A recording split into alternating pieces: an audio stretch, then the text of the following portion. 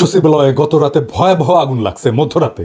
মাঝখানে একজন দমকল কর্মীকে ট্রাক চাপা দিছে, মারা গেছে শুনলাম। ঠিক কেন লাগলো এটা বলা মুশকিল। আগুনের দুর্ঘটনা অনেক উন্নত দেশেও হয়, কিন্তু সচিবালয়ের মতো গুরুত্বপূর্ণ স্থাপনায় এইভাবে ভয়াবহ আগুন লাগার ঘটনা কোনো সাধারণ ঘটনা না। হাসিনার দোসরদেরকে সচিবালয়ে ভালো ভালো পোস্টে রাখলে এরকম আগুন লাগবেই। 2 দিন পর প্রধান উপদেষ্টার কার্যালয়ে যে আগুন লাগবে না তার কোনো নিশ্চয়তা নাই।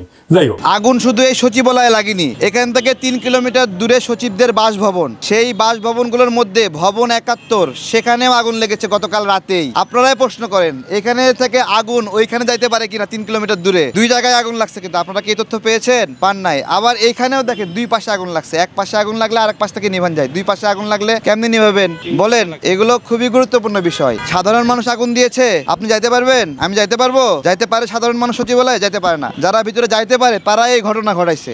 এই সচিবালয়ের ভিতরে একটা কুকুর পাওয়া গেছে। দেশের সর্বস্থান সচিবালয়ের 7 তলার ভিতরে ভাই কুকুর গেল কই থেকে? কুকুরটা গেল কই থেকে? সেখানে যে সার্কিট হলো, আপনাদের সিকিউরিটি গার্ডটা কি বাল ফালাইছে ভাই? আপনাদের সিকিউরিটি গার্ডটা কই? পুলিশ কই? আসসালামু আলাইকুম ওয়া রাহমাতুল্লাহি ওয়া বারাকাতুহু। যারা এই মুহূর্তে ভিডিও দেখছেন তাদেরকে অনুরোধ করব দয়া করে পুরো ভিডিও সম্পূর্ণ দেখবেন। প্রিয় দর্শক, ইতিমধ্যে এই বিষয়টি তো আপনারা স্পষ্ট হয়ে গেছেন যে সচিবালয়ে কোনো শর্ট সার্কিটের মাধ্যমে আগুন লাগেনি, বরঞ্চ এখানে আগুন ইচ্ছাকৃতভাবে পরিকল্পিতভাবে ষড়যন্ত্রমূলকভাবে আগুন লাগানো হয়েছে। কিন্তু এই আগুন লাগানোর ঘটনায় জড়িত কারা, কে বা কাহারা এই আগুনটি লাগিয়েছে, কার নির্দেশে সচিবালয়ে আগুন দেওয়া হয়েছে, সেটা আমাদের সকলেরই জানা। সকলে কম বেশি ধারণা করতে পারছি, সকলে বুঝতে পারছি কারা আগুন দিতে পারে। প্রিয় দর্শক শ্রোতা মণ্ডলী, তবে পুরো বিষয়টি স্পষ্টভাবে ক্লিয়ার করেছে, সম্পূর্ণভাবে সামনে এনেছে বিষয়টি, কে বা কারা আগুন দিতে পারে সচিবালয়ে, কী কারণে আগুন দিবে, এ বিষয়টি জানিয়েছে আমাদের সকলের প্রিয় পিনাকি দাদা। পিনাকি দাদা সচিবালয়ের এই আগুন কিংবা অগ্নিকাণ্ডের ঘটনা নিয়ে তার ইউটিউব চ্যানেলে একটি ভিডিও আপলোড করেছে, একটি প্রতিবেদন প্রকাশ করেছে। সেখানে স্পষ্ট তিনি জানিয়ে দিয়েছে কারা এই আগুন দেওয়ার ঘটনার পিছনে রয়েছে, কারা এই আগুন লাগানোর ঘটনায় জড়িত, কেনই বা এই আগুন দিয়েছে, সচিবালয়ের মতন একটা স্পর্শকাতর জায়গায় কেন বা তারা আগুন দিল। প্রিয় দর্শক শ্রোতা মণ্ডলী, এই বিষয়টি আমরা পিনাকি দাদার ভিডিও থেকে দেখে আসি, তারপরে কথা বলি। যে বা যাহারাই হোক এই আগুন লাগানোর ঘটনায় যারা জড়িত তাদেরকে অতি দ্রুত আইনের আওতায় এনে কঠোরতম শাস্তি প্রদান করা হোক, এটাই আমাদের দাবি থাকবে সকলের। চলুন এই পর্যায়ে আমরা পিনাকি ভট্টাচার্যের ভিডিওটা দেখে আসি, তারপরে কথা বলি। সচিবালয়ে গত রাতে ভয়াবহ আগুন লাগছে মধ্যরাতে। এই ভিডিও যখন রেকর্ড করা হয় তখন এলজিআরডির 7ম তলা এবং 8ম তলায় রোডস অ্যান্ড হাইওয়েজের যে মন্ত্রণালয়, সেইখানে আগুন লাগছে। মাঝখানে একজন দমকল কর্মীকে ট্রাক চাপা দিছে, মারা গেছে শুনলাম। ঠিক কেন লাগলো এটা বলা মুশকিল। আগুনের দুর্ঘটনা অনেক উন্নত দেশেও হয়, কিন্তু সচিবালয়ের মতো গুরুত্বপূর্ণ স্থাপনায় এইভাবে ভয়াবহ আগুন লাগার ঘটনা কোনো সাধারণ ঘটনা না। এখনো পর্যন্ত আগুন নিয়ন্ত্রণে আনা যায়নি। আমরা নজরে রাখতেছি কোনো ভিন্ন উদ্দেশ্য নিয়ে আগুন লাগানো হয়েছে কিনা, তা আমরা জানতে পারবো। কি কি ক্ষতিগ্রস্ত হয়েছে সেইটা দেখা, বিশেষ করে অর্থ পাচার বা দুর্নীতির ফাইল বা বিডিআর হত্যাকাণ্ড সংক্রান্ত ফাইলগুলা ক্ষতিগ্রস্ত হয়েছে কিনা তা আমরা জানতে পারবো। সাধারণত সকল গুরুত্বপূর্ণ নথির একাধিক কপি থাকে। অনেকে মনে করতেছেন যে সচিবালয়ে আগুন লাগায় সব নথি নষ্ট করে দেওয়া যাবে, তা সম্ভবত ঠিক না, সম্ভাবনা কম। আমি সরকারকে দ্রুততার সাথে জাতিকে জানাইতে বলবো কি কি নথি ক্ষতিগ্রস্ত হয়েছে, কি কি নথি পুনরুদ্ধার করা যাবে, কি কি নথি একেবারেই পুনরুদ্ধার করা যাবে না, কত সম্পদের ক্ষতি হয়েছে, এটা নিয়ে একটা সুস্পষ্ট ঘোষণা জাতিকে দিতে হবে খুব শীঘ্রই। হাসিনার দোসরদেরকে সচিবালয়ে ভালো ভালো পোস্টে রাখলে এরকম আগুন লাগবেই। 2 দিন পর প্রধান উপদেষ্টার কার্যালয়ে যে আগুন লাগবে না তার কোনো নিশ্চয়তা নাই। যাই হোক, আসেন আজকাল আলাপে আসি। এই জিনিসটা দেখছেন আপনারা সকলে যে বঞ্চিত 764 কর্মকর্তাকে ভূত অপেক্ষা পদোন্নতি দিচ্ছে সরকার। 119 জনকে সচিব, 41 জনকে গ্রেড 1 মানে সচিবের সমান বেতন গ্রেড, 528 জনকে অতিরিক্ত সচিব, 72 জনকে যুগ্ম সচিব এবং 4 জনকে উপসচিব পদে পদোন্নতি দেওয়া হবে। এবং এই ভূত অপেক্ষা পদোন্নতি এটা বাস্তবায়নে বকেয়া বেতন, আনুতোষিক এবং পেনশন বাবদ এককালীন 42 কোটি টাকা এবং পরবর্তীকালে পেনশন বাবদ বার্ষিক 13 কোটি টাকা বরাদ্দ করার কথা বলা হয়েছে। প্রত্যেক বছর 13 কোটি টাকা করে বরাদ্দ লাগবে অ্যাডিশনাল। এই সময় তো 42 কোটি লাগবে, এরপরে প্রত্যেক বছর 13 কোটি টাকা এগুলোকে পাওয়ার জন্য লাগবে। এই সরকারকে যে কি করা দরকার মাঝে মাঝে বুঝতে পারি না। মাঝে মাঝে কথা বলেও আমাদের সাথে শোনেও কথা, এই যে বিডিআর কমিশন নিয়ে রিকমেন্ডেশন চাইছিল, দিছিলাম, শুনছে, কিন্তু এটা যে করলেন প্রশাসন নিয়ে আলাপ করেছিলেন কারোর সাথে, কারণ মতামত নিছিলেন? নেন নাই, আমি শিওর। মতামত নেওয়াটা এই কারণে জরুরি না যে আমাদের বা কাউরে গুরুত্ব দিতে হবে, জি না, কারণটা হচ্ছে আপনারা তো সামলাইতে পারেন না, পারতেছেন না। এই দেখেন আজ এই আন্দোলন করে তো কাল আরেকজন আন্দোলন করে, পাল্লায় যেমন ব্যাং মাপা যায় না, ঠিক তেমনি আপনি আমলাগেরে সামলাইতে পারতেছেন না কারণ কেমনে সামলাইতে হবে এটাই জানেন না আপনারা। আমি বঞ্চিত, এটা তো কোনো কোয়ালিফিকেশন হইতে পারে না। কোন আক্কেলে আপনারা এইসব আমলাদের এই সমস্ত দাবি মানতেছেন? কোন আক্কেলে দুঃসময়ে আপনি 42 কোটি টাকার বরাদ্দ দিতেছেন এইগুলোর জন্য? এই আমলাতন্ত্রে কোনো নৈতিক অধিকার আছে বিপ্লবোত্তর সরকারের কাছে কিছু চাওয়ার? বিন্দুমাত্র অধিকার নাই। এই কথা বলতে পারেন না কেন আপনারা? এই ব্যুরোক্রেসি হাসিনারে টিকায় রাখছে না? হাসিনার নির্বাচন এরা করছে না? 2014 নির্বাচন, 2018 নির্বাচন, এমনকি 2024 নির্বাচনে যারা ডিসি ছিল, যারা ইউএনও ছিল, যারা এসপি ছিল, তারা আছে না? পুরা ব্যুরোক্রেসিরা পাশে লাথি দিয়ে বের করে দিলে কি সমস্যা হইতো? কিছু হইতো না। আওয়ামী লীগের আন্দোলনে জনতার মঞ্চ কইরা মহিউদ্দিন খান আলমগীরের নেতৃত্বে নামে আসছিল না আমলারা? করেছিল না জনতার মঞ্চ? কামটা ভালো হয়েছিল না খারাপ হয়েছিল সেটা ভিন্ন আলাপ, কিন্তু নামছিল তো আওয়ামী লীগের লোকেরা। এই যে আমলারা বঞ্চিত করিচ্ছে, এটা নামছিল? বঞ্চিত গল্প নিয়ে আসিছেন এখন, তাই না? সেজন্য আপনাদের কম্পেনসেট করতে হবে। ভালো আবদার তো। এই হাসিনার আমলে গুম হয়েছে কতজন, জেলে পড়ছে কতজন, আয়না ঘরে ছিল কতজন, পঙ্গু হয়েছে কতজন, বাড়ি ঘর গেছে কতজনের, সম্পদ গেছে কতজনের, জীবন গেছে কতজনের, দেশ ছাড়া হয়েছে কতজন আমার মতো। কারে কম্পেনসেট করছেন? এটার কম্পেনসেশন কে করবে? কোন আক্কেলে কম্পেনসেশন চাইতেছেন আপনারা? আর কোন আক্কেলে প্রফেসর ইউনূসের সরকার দিতেছে এই টাকা? শহীদ পরিবারকে প্রতিশ্রুত 30 লাখ টাকা দিতে পারে নাই, আহতদের সুচিকিৎসা করতে পারে নাই, পুনর্বাসন তো দূরের কথা। আরে আমলাদের টাকা দিতেছেন 42 কোটি টাকা। টাকা কি খোলাম কুচি? এই আমলারা আবার নিতেছে হ্যাংলার মতো। লজ্জাও লাগে না আপনাকে রে? সিনেছেন সারা জীবন ঘুষের টাকা গোনা, আর লোভ ছাড়া তো কোনো বৈশিষ্ট্য নাই রে ভাই আপনাদের। কোন সরকারি কর্মচারীদের যদি সত্যি কম্পেনসেট করতে হয়, তাইলে সেটা সামরিক বাহিনীকে করতে হবে। সামরিক বাহিনীর নির্যাতিত, বঞ্চিত, চাকরিচ্যুত অফিসার সৈনিকেরা এই লড়াইয়ে ছিল, ভূমিকা রাখছে যে যার অবস্থানে থেকে। এরাই গুম হয়েছে, এরাই চাকরিচ্যুত হয়েছে, এরাই দেশ ছাড়া হয়েছে। একজন আমলা গুম হয়েছে, একজন আমলা জেলে গেছে, একজন আমলার চাকরি গেছে। এরা দেশে বিদেশে থেকে বিরোচিত ভূমিকা রাখছে। শুধু তারাই না, তাদের পরিবার নিয়ে ডিএইচএস এর মিছিল করেছে, সাবেক আর্মি চিফ সহ সিনিয়র অফিসাররা প্রকাশ্যে মিটিং করেছে, বিবৃতি দিয়েছে, সমাবেশ করছে। দেখেন ইকবাল করিম ভুইয়া কি কইতেছেন 4ই আগস্টের কথা। এটা দেশের নীতি নির্ধারকরা যদি বিবেক, বুদ্ধি ও হৃদয়হীন হয়ে না পড়তেন, তাহলে গত কয়েক সপ্তাহে বাংলাদেশের ইতিহাসের সবচেয়ে বড়, করুণ ও মর্মান্তিক এই হত্যাকাণ্ড সমূহের ঘটনাগুলো ঘটত না। সুস্থ মস্তিষ্কের কোনো বিবেকবান মানুষের পক্ষে দেশে এমন একটা যুদ্ধ পরিস্থিতি মেনে নেওয়া সম্ভব না। আমরা নিজেরা নিজেদের সাথে যুদ্ধ করতে পারি না। আমাদের দেশটাকে, এই প্রিয় রাজধানী ঢাকা ও জেলা শহরগুলোকে যুদ্ধক্ষেত্রে পরিণত করতে দিতে পারি না। তাই আজ এখানে দাঁড়িয়ে ব্যাখ্যাহীন ভাষায় বলছি, ইনশাল্লাহ তা আমরা করতে দেব না। সকল শ্রেণী ও পেশার মানুষকে সাথে নিয়ে ঐক্যবদ্ধভাবে শান্তি প্রচেষ্টায় প্রচেষ্ট থাকবে। এই জনপ্রিয় সাবেক সেনা প্রধানকে আমাদের সবার কৃতজ্ঞতা জানানো উচিত। উনি সাহসের সাথে দাঁড়ানোর জন্য পরদিন সেনাবাহিনীর জুনিয়র অফিসার আর সৈনিকেরা ছাত্র জনতার উপরে গুলি চালাইতে অস্বীকার করে। পরদিন যদি গুলি চলতো, জেনারেল ইকবাল করিম ভুইয়া কয়েকজন সিনিয়র অফিসারদের নিয়ে আর্মি কনভয়ের সামনে দাঁড়াইতেন। এই পরিকল্পনা ওনাদের ছিল। আমি 4 তারিখ রাতে এটা জানাইছিলাম প্রফেসর ইউনূসকে, যে স্যার কালকে আর্মি গুলি চালাইতে পারবে না, জেনারেল ভুইয়া সর্বশক্তি দিয়ে ঠেকাই দিবেন। এটা প্রফেসর ইউনূস জানতেন। অথচ এই বীরকে আমরা সামান্যতম সম্মান জানাইলাম না। সামরিক বাহিনীর অফিসার যারা বঞ্চিত হয়েছে, নির্যাতিত হয়েছে, নিপীড়িত হয়েছে, তাদের কাউকে অ্যাকনলেজ করলাম না, কাউরে না। প্রফেসর ইউনূসের টাইম হয় সোহেল তাজদের ডাইকা কথা বলার, টাইম হয় না জেনারেল ইকবাল করিম ভুইয়াকে ডাইকা ওনার ধন্যবাদ দেওয়ার, টাইম হয় না। টাইম হয় না বিডিআর বিদ্রোহে যে সমস্ত সেনা অফিসারদের প্রতিবাদ করার জন্য চাকরি গেছিল তাদেরকে ডাইকায় না কথা বলার। ইকবাল করিম ভুইয়ার সার্ভিস, ওনার ইমেজকে, ওনার সামর্থ্যকে দেশের কাজে লাগানোর কথা মনে হয় না। ইকবাল করিম ভুইয়া আপনার পাশে দাঁড়াইলে ওয়াকার সাহেবের ইন্ডিয়ান ফরেন সেক্রেটারি শিডিউল ছাড়া মিটিং করতে পারতো না। মুজিব বলছিল না যে তিনি আমার কথা রাখলেন না, তিনি রাখলেন ভুট্টো সাহেবের কথা। আপনার আশেপাশে তো সব ভুট্টো সাহেবদের বসায় রাখছেন প্রফেসর ইউনূস। কার কেমন দক্ষতা দেখতেছেন তো, আপনি দেখতেছেন তো, জাতীয় দেখতেছে। কাদেরকে নিয়ে এসে বসাইছেন?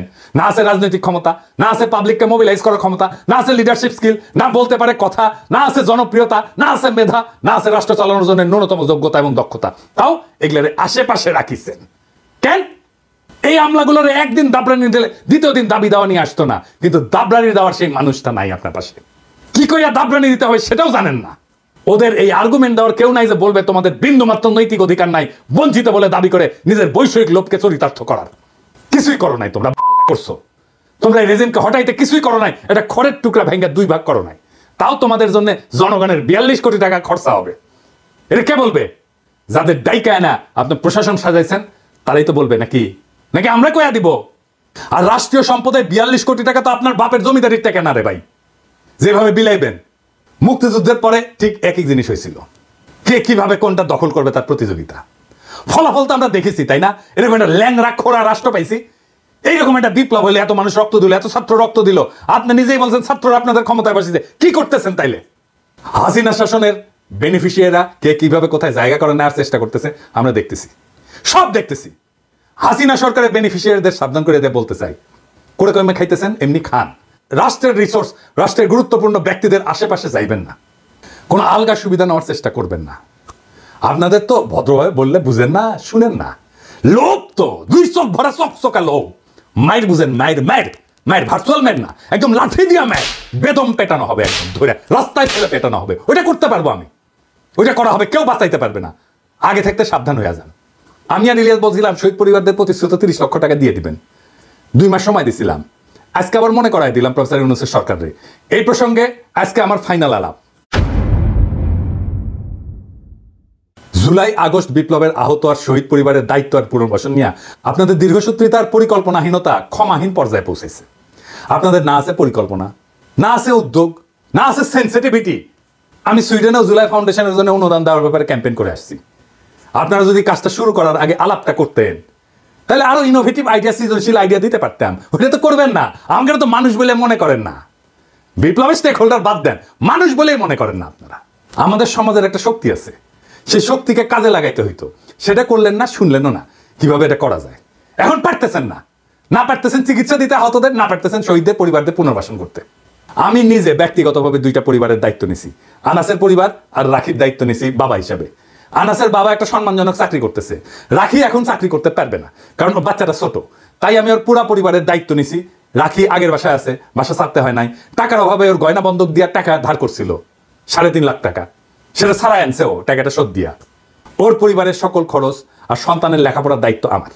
খোদা তাআলা আমার সামর্থ্য দিছে, চাইলে আমি আরো শহীদ পরিবারের দায়িত্ব নিতে পারবো, আমি নিবও সেটা। রাখির জীবন যেন নিশ্চিন্ত আর নির্বিঘ্নে কাটে, তার জন্য সবকিছু করবো, যা যা করার দরকার করবো, যা যার দায়িত্ব নেবো, প্রত্যেকটা পরিবারের আমি সবকিছু করবো। রাখির সাথে কথা হইলে দেখেন সে কত নিশ্চিন্ত থাকে, নির্বিঘ্ন থাকে। ইদানিং আমার মতো 1 লাখ পিনাকি আছে, আরো বেশি আছে বাংলাদেশে আছে, যারা রাখিদের আনাসদের পরিবারের দায়িত্ব নিতে চায়, আন্তরিকভাবে চায় এবং নেবেও। তারা তাদের শক্তিকে কাজে লাগাইতে পারতেন। এই যে মডেল আমি দিলাম রাখিরে নিয়া, আনাসরে নিয়া, এটাই হয়তো আমাদের জুলাই শহীদ পরিবার আর আহতদের পুনর্বাসনের সবচেয়ে সাস্টেনেবল মডেল। আর এই মডেল তো আমার না, প্রফেসর ইউনূসের দেখানোর কথা ছিল, ঠিক কিনা? প্রফেসর ইউনূস একটা শহীদ পরিবারকে নিজের কাছে রাখতে পারতেন না, চাকরি দিতে পারতেন না, দায়িত্ব নিতে পারতেন না? অবশ্যই পারতেন, ব্যক্তিগত সামর্থ্য পারতেন। ওনার নিজের প্রতিষ্ঠান আছে না, ইউনূস সেন্টার আছে না, একটা পরিবারের দায়িত্ব নিতে পারে না? নিছে? নাই। ওনার উপদেষ্টারা পারেন না প্রত্যেকে একজন করে পরিবারের দায়িত্ব নিতে, আহত বা শহীদ পরিবারের? একটা আহত বা শহীদ পরিবারের দায়িত্ব নিতে ওনাদের সমস্যা কি? উনি যাদের ডেকে ডেকে চাকরি টাকরি দিয়েছেন, পত্তর দিচ্ছেন, মন্ত্রী বিশেষ সহকারী বানাইছেন, ওদের দিতে পারে না? তারা একজন করে দায়িত্ব নিতে পারতো না? দেখতেন সামাজিক উদ্দীপনা তৈরি হতো সারা দেশ জুড়ে শহীদ আর আহত পরিবারের দায়িত্ব নেওয়ার। ঢাকা শহরে কত মুরব্বী বাচ্চা কাচ্চা বিদেশে থাকে, একা একা থাকেন, বিশাল বড় বাড়ি ফাঁকা পড়ে থাকে। রাখির মতো একটা মেয়ে আর রাখির মেয়ের মতো একটা নাতি পেলে ওনাদের জীবনটা আনন্দময় হইতো। রাখির মতো শহীদের স্ত্রীকে নিজের কাছে সন্তানের মতো আগলায় রাখতেন। এরকম অসংখ্য পরিবার পাওয়া যাবে যারা এই কাজ আনন্দের সাথে করতেন। শুধু সামর্থ্যবানেরা, এমনকি নিম্নবিত্তরা এই কাজ করতে আগে আসতো। আমার বাবা তো দরিদ্র স্কুল টিচার ছিল, আমাদের বাসা পুরাই দিছিল 71-এ। আমরা রান্নাঘরে থাকতাম, বাসার রান্নাঘরে থাকতাম একটা ঘরে। সেই বাসাতেও একটা বিহারি পরিবারকে আশ্রয় দিছিলেন বাবা, আমাদের সাথেই থাকতো। পরিবারের শেষ সদস্য একটা মেয়ে ছিল, আমি দিদি বলে ডাকতাম। উনি জীবনের শেষ দিন পর্যন্ত আমাদের বাসাতেই ছিলেন এবং আমাদের বাসাতেই শেষ নিঃশ্বাস ত্যাগ করছেন। আমিও তার বড় বোনের মতোই দেখতাম, উনিও আমার ছোট ভাইয়ের মতোই স্নেহ করতেন। মির্জা ফখরুলের বাসায় শুধু ওবায়দুল কাদের থাকবে কেন? একটা শহীদ পরিবার আশ্রয় নিতে পারে না? যে মির্জা ফখরুলের বাসায় তো আছে না ওবায়দুল কাদের, পালাবো না? দরকার হলে মির্জা ফখরুলের বাসায় গিয়া থাকবো। কি থাকতে দেবেন? ঠাকুর গায়েটা বাড়ি আছে না? এই যে দেখেন, নির্বাচন করে তো মাথা খারাপ করে দিতেছেন সবার। তো দায়িত্বটা কি নিছেন বলেন? দায়িত্ব কি নিছেন? সব দলের এমপি ইলেকশনের নমিনেশন যারা নেবেন তাদের দেখাইতে হবে কোন শহীদ আহত পরিবারের দায়িত্ব নিছেন। দল থেকে নাকি দিচ্ছেন সেটা না, আমরা জানতে চাই আপনি নিজে কি করছেন, নিজে ব্যক্তিগতভাবে কি করছেন, আপনার বাসায় আছে কিনা। আগামী বাংলাদেশ সেই নেতা চায় যারা কথায় না কাজে বড় হবে। কাজ দেখান, দায়িত্ব নিতে পারেন। এটা শহীদ পরিবারের দায়িত্ব নেওয়ার হ্যাডম নাই, দেশের দায়িত্ব নেবেন। হ্যাঁ, খালান হাইজানি আর কেউ আমাদের ধরেন। আগে দেখান আপনারা পারেন দায়িত্ব নিতে, তারপরে ভোট চাইতে আসেন। আর মনে রেখেন, আগামীর বাংলাদেশ চালানো আপনাদের জন্য কেক ওয়াক হবে না, হ্যাঁ, মাখনের মধ্যে দিয়ে হাঁটার মতো হবে না, পিকনিক হবে না। সংসদের বাইরে, রাজনৈতিক দলগুলোর বাইরে, মেরুদণ্ডহীন বুদ্ধিজীবীদের বাইরে, সুশীল সমাজের বাইরে অসুশীল ভয়েস থাকবে পিনাকি আর ইলিয়াসের মতো। এবং আমরা আপনাদের সব সময় দাবরানির উপরে রাখবো, এইটা মনে রেখেন, জনগণের কণ্ঠস্বর হিসাবে যেন সিধা রাস্তায় চলেন। সিরাতুল মুস্তাকিম, ইনকিলাব জিন্দাবাদ।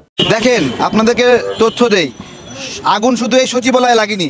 এখান থেকে 3 কিলোমিটার দূরে সচিবদের বাসভবন, সেই বাসভবনগুলোর মধ্যে ভবন 71, সেখানেও আগুন লেগেছে গতকাল রাতেই। আপনারাই প্রশ্ন করেন, এখানে থেকে আগুন ওইখানে যাইতে পারে কিনা? 3 কিলোমিটার দূরে 2 জায়গায় আগুন লাগছে, কিন্তু আপনারা কি তথ্য পেয়েছেন? পান নাই। আবার এইখানেও দেখেন 2 পাশে আগুন লাগছে, এক পাশে আগুন লাগলে আরেক পাশ থেকে নিভান যায়। 2 পাশে আগুন লাগলে কেমনি নিভাবেন বলেন? এগুলো খুবই গুরুত্বপূর্ণ বিষয়। সাধারণ মানুষ আগুন দিয়েছে, আপনি যাইতে পারবেন? আমি যাইতে পারবো? যাইতে পারে সাধারণ মানুষ সচিবালয়ে? যেতে পারে না। যারা ভিতরে যাইতে পারে তারা এই ঘটনা ঘটাইছে। শুধু তাই না, তারা পুলিশের মুখ বন্ধ করছে, গোয়েন্দা সংস্থার মুখ বন্ধ করছে, সবাই দেখেও চুপ ছিল, নীরব ছিল। আমার কথা, এখানে যে সিকিউরিটি নিরাপত্তা দায়িত্বে যারা ছিল তারা কি কি অবজার্ভ করেছে সেই বক্তব্যগুলো ওদেরকে নিয়ে আসেন, তাদের বক্তব্যগুলো শুনতে চাই। দেরি করছেন কেন, তাই না? এটা দেখেন, এই যে আগুন লাগছে কোথায়? আমাদের আসিফ ভাইয়ের দপ্তরে আগুন লাগছে, তাই না? আসিফ ভাই কে? আমাদের বিপ্লবের অন্যতম প্রতিনিধি। নাহিদকে বিপ্লবের অন্যতম প্রতিনিধি। তাদের ঘরে কেন আগুন লাগলো, অন্য ঘরে আগুন না লাগে? কারণ তারা হাসিনা সরকারের দুর্নীতিগুলোর, হাসিনা পরিবারের দুর্নীতিগুলো এক জায়গায় করছিল, ফাইন্ডিংস করছিল। এই জন্য এখানে আগুন লেগে সব দিয়ে দিয়েছে। শেখ হাসিনা যাওয়ার সময় অনেকগুলো লাগেজ ভর্তি করে নিয়ে গেছে না? এই লাগেজে কী নিছে জানেন? এই লাগেজে ভারতের সঙ্গে যে চুক্তিগুলো করেছিল সেই তথ্যগুলো নিছে। এই লাগেজে তার যে অন্যায় প্রকল্পগুলো ছিল, এগুলোর গোপন ইনফরমেশন, সেগুলো সব নিছে। শেখ হাসিনা তার অন্যান্য শাড়ি কাপড় এগুলো নেওয়ার চেয়ে লাগেজ নেওয়ার ক্ষেত্রে জরুরি ছিল। এখন শেখ হাসিনা যে নথিপত্র লাগেজ ভর্তি করে নিছে, এগুলো কি তার ব্যক্তিগত লাগেজ নথিপত্র? এগুলো প্রধানমন্ত্রী হিসেবে রাষ্ট্রের নথিপত্র, সেগুলো সে নিয়ে গেছে কেন? কারণ এগুলো ঘাটাঘাটি করলে তার এবং তার পরিবারের, শেখ রেহানার, সচিবদের জয়ের, দেখেন আইসিডি দপ্তরে কোনো সময় পূর্ণ মন্ত্রী পায় নাই, খেয়াল করেছেন? সেখানে কাজ করতো কে? প্রতিমন্ত্রী। আর সেখানে শক্তিশালী কে ছিল? সচিবদের জয় উপদেষ্টা ছিল। অর্থাৎ মন্ত্রণালয়ে প্রতিমন্ত্রী দিছে, কিন্তু উপদেষ্টা মন্ত্রী হিসেবে রাখছে সচিবদের জয়কে। এরকম অনেক বিষয় রয়েছে যেগুলো পড়ার জন্য এখন শেখ হাসিনার মনে বিন্দু পরিমাণ মায়া মমতা নাই। এই বাইতুল মোকাররমে জনসমাবেশে সে কী করছিল? সাপ ঝুড়িতে করে সাপ আইনা ছাড়ে দিছিল। 17 জন মানুষ ওই সময় সাপের আঘাতে, সাপের কামড়ে আহত হয়েছিল, 2 জন মারা গেছিল জায়গায়। আওয়ামী লীগের নেতাকর্মীদের জায়গায় স্পট থেকে ধরা হয়েছিল, জনগণ ধরেছিল। ঢাকা বিশ্ববিদ্যালয়ে বম ফাটায়ে ছাত্র জনতাকে মেরেছিল শেখ হাসিনা। এই কাজ, এরকম ভয়ঙ্কর ভয়ঙ্কর কাজের শেখ হাসিনার অনেক নজির আছে। এই আগুন দেওয়া আরও ছোট ঘটনা। সে যে পরিমাণ, দেখেন এই গণ অভ্যুত্থানের মধ্যে সহজ বিষয়, ছাত্র জনতার চাপের মুখে একটা সরকার পতন হবে, পদত্যাগ করবে, শেখ হাসিনা যাবে, নির্বাচন হবে, অনেক কিছু সুন্দর ছিল। কিন্তু সে কী করলো? সবাইকে হত্যা করার প্ল্যান নিল, সবাইকে মানে একটা গণহত্যার মধ্যে ফেলে দিল, কত মানুষ মারা গেল। তো সে এগুলো করবেই। প্রথম ভুলটাই ছিল তাকে দেশ থেকে চলে যাওয়া। তাকে জনগণের হাতে তুলে দিলে বাংলাদেশে স্বৈরাচারের মানে হলো ফলাফল কি? স্বৈরতন্ত্রের ফলাফল জনগণ নিজ হাতে বিচার করতো। আমাদের আদালত কোনোদিন কোনো বিচার করতে পারে না, আদালতের বিচার করার কোনো সক্ষমতা নাই। ক্ষমতার পরিবর্তন হলেই এক সরকার আসে, তার পাপগুলো সব মানে পুণ্যে রূপান্তরিত হয়ে যায়। হ্যাঁ, হাসিনা এখন নাই, হাসিনার সব পাপ, আবার হাসিনা কোনোদিন সুযোগ আসলে দেখবেন তার সব পাপ পুণ্যে রূপান্তরিত হয়ে গেছে। এটা বাংলাদেশের বিচারিক ব্যবস্থা। সুতরাং মানে কেন মব জাস্টিস হয়? এই যে বিচারগুলো হয় না, এই জন্য মানুষ মনে করে যে হলো এটা তো কিছু করবে না, সব যতক্ষণ পারি কিল ঘুষি মারি। এই যে একটা প্রবণতা, এটা বিচারহীনতা থেকে এই প্রবণতা, এগুলো বুঝতে হবে আমাদেরকে। সচিবালয়ের আগুন আমাদেরকে, আমরা যদি এখন সচেতন না হই, আওয়ামীপন্থী যে সচিব আমলাগুলো আছে এখনও যদি না সরাই, প্রথম কাজ করতে হবে যারা বিগত সময়ে ওএসডি হয়েছিল, তারা এই যে ঘুরতে জুতা ক্ষয় হয়ে গেছে ভাই, তাদেরকে নিয়োগ দেওয়া হচ্ছে না, তারা ওএসডি হয়ে আছে। এই যে মানসিক হাসপাতালের একজন চিকিৎসক জুয়েল সাহেব, ওনাকে ওএসডি করা হয়েছে। উনি এই গণ অভ্যুত্থানে আহতদের চিকিৎসা করেছেন, আহতদের সেবা দিয়েছেন, ওনাকে ওএসডি করে রাখা হয়েছে। প্রতিদিন এখানে এসে ঘোরে। আমি দেখে বলি যে এই লোকটা তো আমাদের সার্ভিস দিচ্ছে, তাকে কেন চাকরি ফেরত দিচ্ছে না? চিন্তা করতে পারেন। এগুলো এই একটা অবস্থায় এগুলো ফলাফল ভোগ করবে, আরও আওয়ামী লীগের সাথে ঘর সংসার করবে, আর হলো সেই ল্যাং খাবে না, পিঁপড়া কামড় দেবে না, এটা তো হয় না। আমরা গতকালকে সচিবালয়ে গিয়ে দেখেছি, সচিবালয়ের এত বড় একটা বিল্ডিং এ এক রুমে আগুন জ্বলছে, আরেক রুমে আগুন জ্বলছে, মধ্যবর্তী পার্থক্য 100 মিটার। এটা কিভাবে সম্ভব? আগুন নির্দিষ্ট একটা জায়গা থেকে উৎপত্তি হয়ে ধীরে ধীরে ছড়িয়ে পড়বে, এটাই তো হওয়ার কথা ছিল। কিন্তু এমন দুইটা রুমে আগুন চলছে, যে রুমগুলো হচ্ছে এই অভ্যুত্থানের সামনে থেকে নেতৃত্ব দেয় আমাদের সহযোদ্ধারা, যারা এখন সরকারের প্রতিনিধিত্ব করছে। আমাদের উপদেষ্টা আসিফ মাহমুদ এবং নাহিদ ইসলামের রুম কিভাবে জ্বলে পুড়ে শেষ হয়ে গিয়েছে আপনারা দেখেছেন। ইতিমধ্যে আমরা সংবাদপত্রের মাধ্যমে, নিউজ এবং প্রিন্ট মিডিয়ার মাধ্যমে জানতে পেরেছি সেখানে একটি কুকুরের মৃত লাশও পাওয়া গিয়েছে, মৃতদেহ পাওয়া গিয়েছে। একটি কুকুর কিভাবে সচিবালয়ের ভিতরে ওই রুমটিতে পাওয়া যেতে পারে?